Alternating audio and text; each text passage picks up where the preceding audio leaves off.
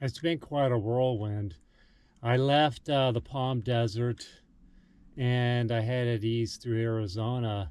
And I went to this kind of a nomad event for people living in their vehicles, whether part time or full time. Pretty beat after the whole event and stuff. I left there yesterday, and yeah, I didn't actually sleep all that well during the whole time. I was kind of walking around a little bit like a zombie, a little bit like the night before Christmas, for like 5 days straight. I get excited, to participate in the event the next day, because you're with people that are kind of doing what you're doing. This doesn't always happen very often. So I haven't taken a shower in I think like at least 10 days. So I'm really looking forward to the shower, actually.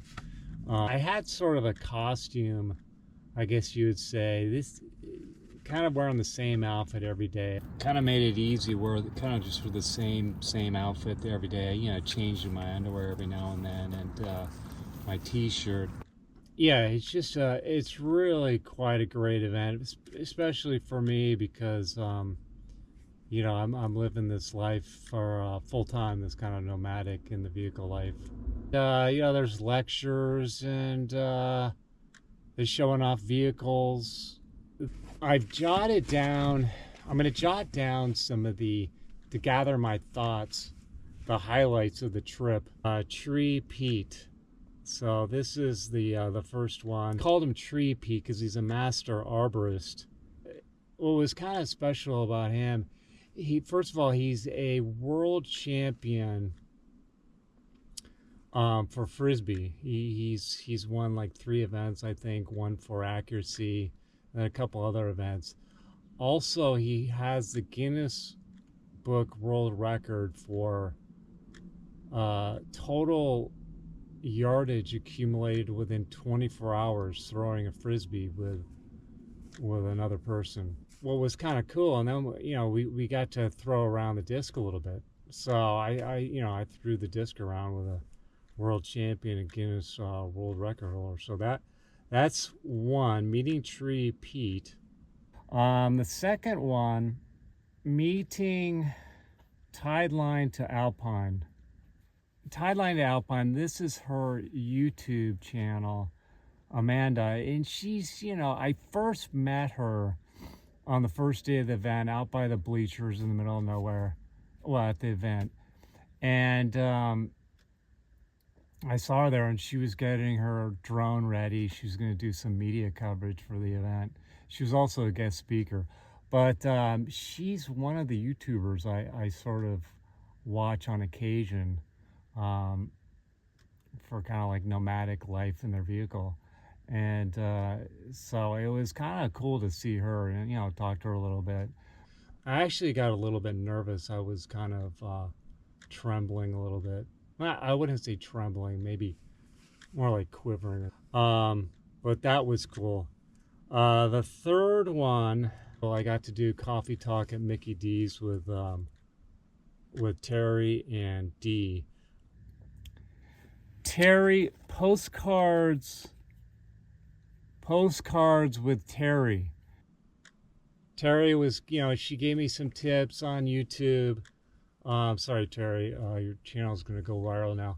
But, she gave me some tips on YouTube. And, I've checked out her channel. It's pretty, I think it's a channel I'm going to be checking out every now and then.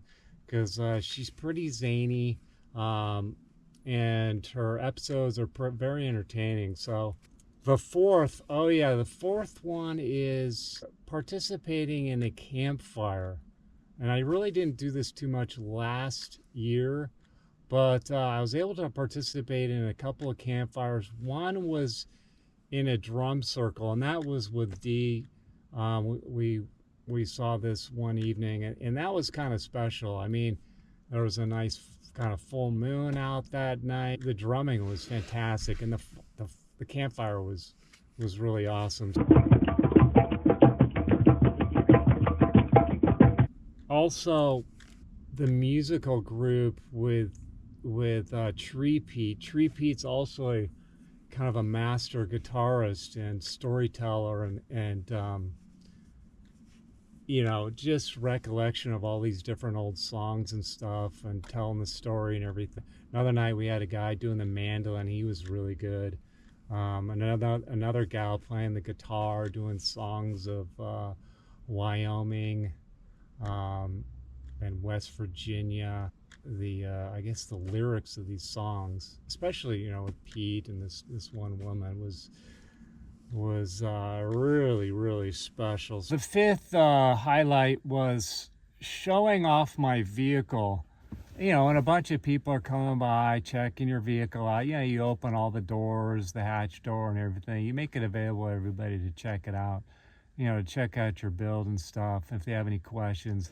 So that was kind of a highlight, put myself out there with that, meeting people and talking to them and stuff. I didn't do this last year. Another thing was getting some sewing projects done. They actually had a sewing booth or tent with about 3 to 5, 3 to 6, 7 volunteers doing sewing projects for. And these are volunteers doing sewing projects for people.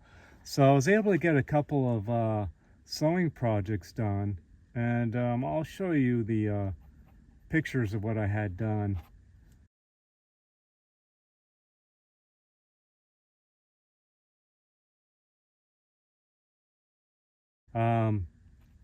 I basically, I had a hole in the rear area of my jeans, my 501s or 505s, and they fixed that up really nicely. Also, the shower cap for my Instapot, they did a new one with like some shirt material that I had. So I'm trying to get rid of plastic stuff in my vehicle. So I got rid of the plastic shower cap for the Instapot. I kind of thought I wasn't going to do this again this year after last year, but I can't rule out that I'll be going again next year. I mean, one thing, you meet new people. So there's a lot of new people I hadn't seen, last year that are there this year and stuff. I mean, quite a few people I didn't even see from last year. There's only like a few of them. I highly recommend it, actually, to people. But yeah, so that's just catching up where I've been and what I've been doing.